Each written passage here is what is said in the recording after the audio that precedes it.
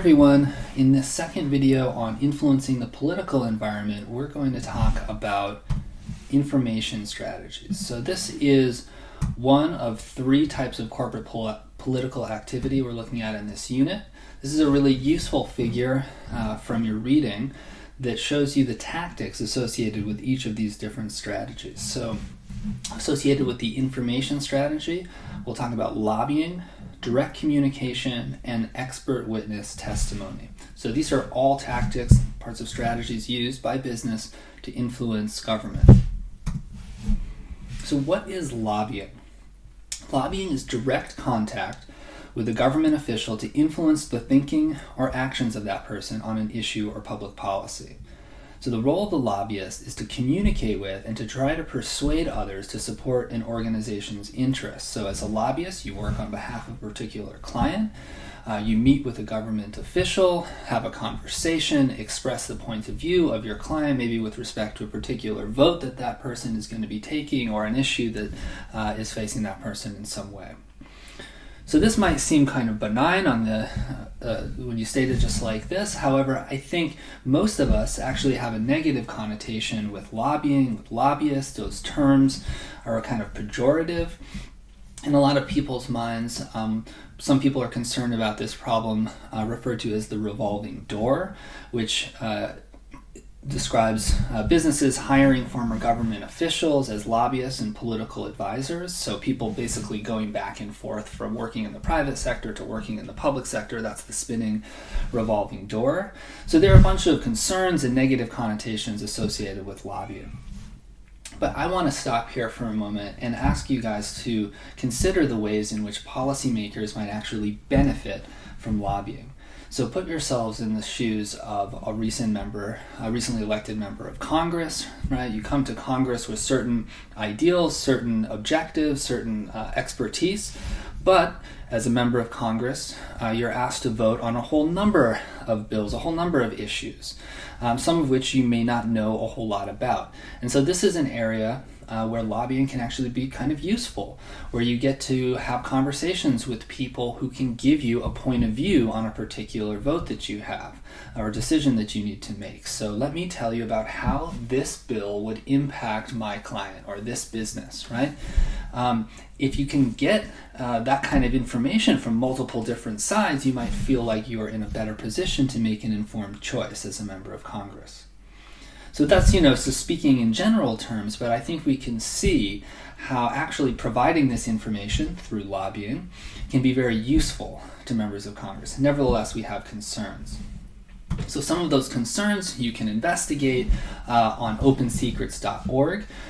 Here you can find, for example, information on the revolving door. So we can just go quickly and I'll just show you.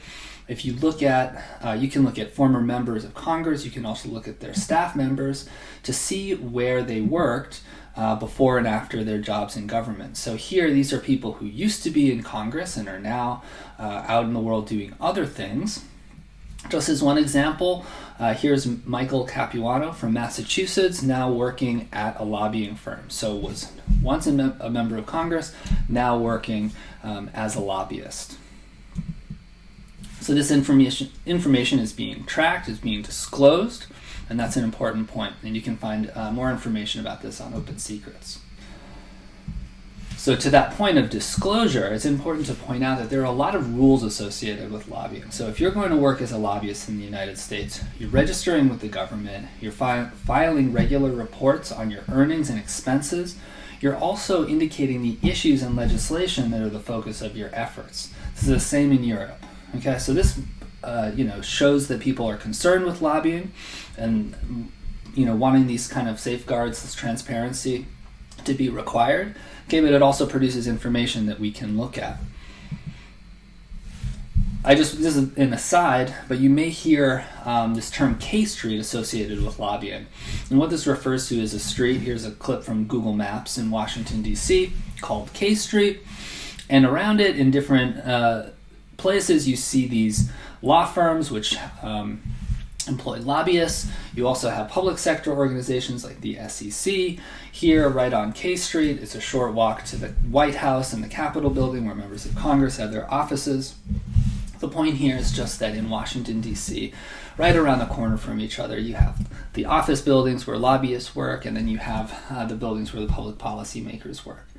And that says something, I think, about the way our system works. Lobbying is really, I'm not saying it's always positive, but it is a part of our political system, or has been for a long time, and that there's also an ongoing relationship between a lot of these different people. So members of Congress, other policymakers, and the lobbyists that work, again, right around the corner from them.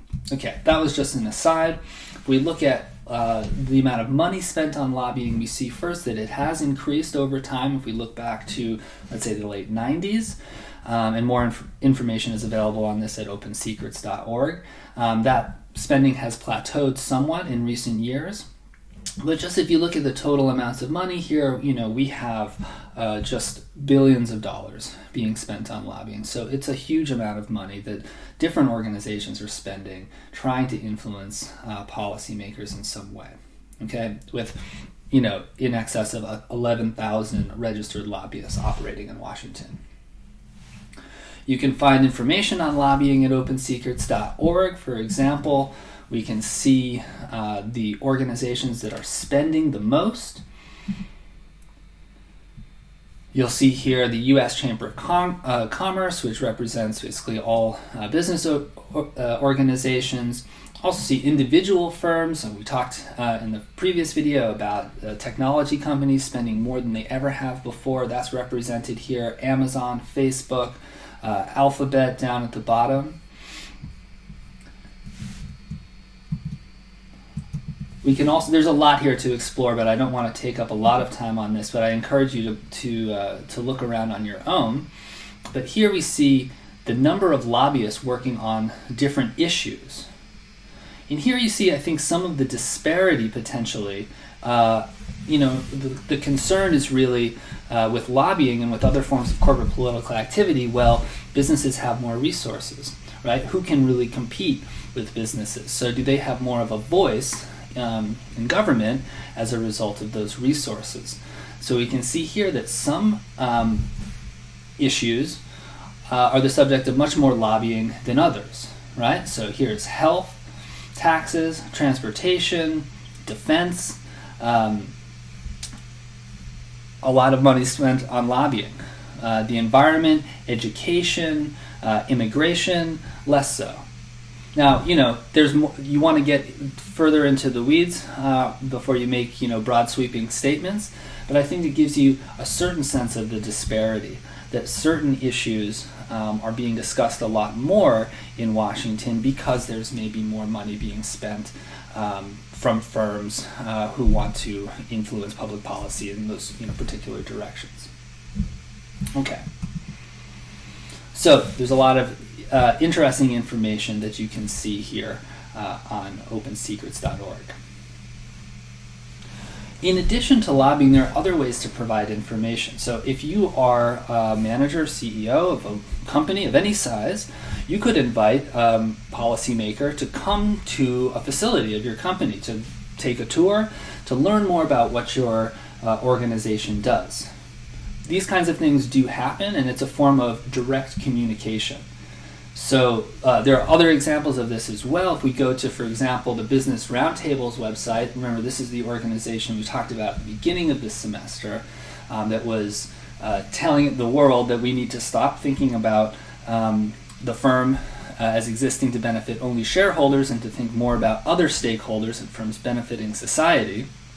This is an organization of CEOs of leading corporations. If we go to their website,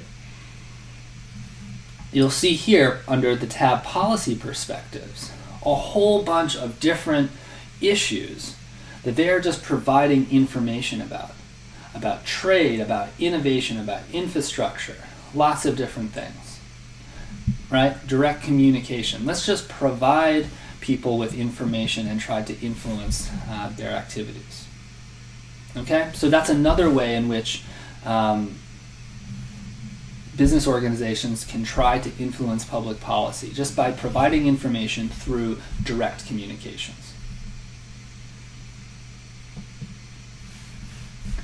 Finally, expert witness testimony. So I have here a clip that you can watch of Mark Zuckerberg testifying. Some of you may have already seen this, testifying in front of a joint hearing of Congress following the Cambridge Analytica scandal. So Facebook was wrapped up in this, right? And you see in the video Mark Zuckerberg answering some pretty tough questions, but also in the course of his testimony explaining a lot of what Facebook is and what they do and how they make their money, etc., to members of Congress who are demonstrating that they don't really know. So that says something too about the utility of an information strategy. But nevertheless, this is something that a lot of people choose to do to serve as expert witnesses in public forums like this, in order to allow other people to understand more about where that organization is coming from. Okay, so this is just a brief overview of how information can be used to try to influence public policy. Okay, so if you're thinking about corporate political strategy, one strategy, provide information through lobbying, through direct communications, through expert witness testimony.